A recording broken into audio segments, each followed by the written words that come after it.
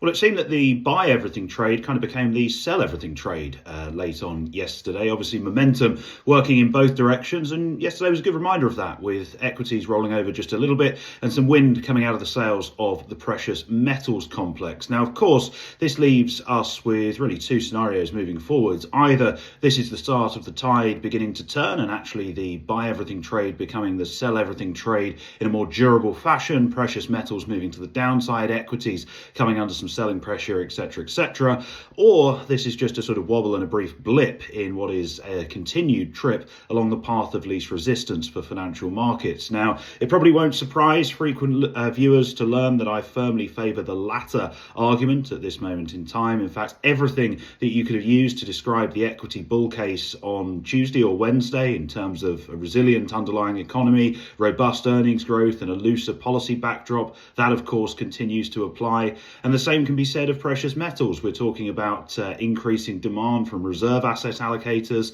We're talking about the risk of inflation expectations becoming unanchored, and of course runaway fiscal spending. And that fundamental backdrop really hasn't changed at all. I think the easiest and perhaps simplest way to explain what we saw yesterday is simply just the market becoming a little bit too stretched. Some of the fresher longs being forced to bail out, and that creating a little bit of a wobble and a little bit of a pullback. In many ways, that is a healthy part of usual market functioning. A market cannot move in one direction forever. Markets never move in a straight line. And actually that slight positioning flush out that we saw yesterday in both the equity and precious metals complexes should reinforce and make the bull case more resilient as we move forward. And I think the key thing for me at the moment is really there is nothing to derail markets from taking that path of least resistance. The US government remains shut down. News flow remains very, very light. Data flow is of course effectively non-existent. And for the time being, at least, my base case remains that equities will continue to gain ground. Precious metals will continue to gain ground. And if we do see any dips in either,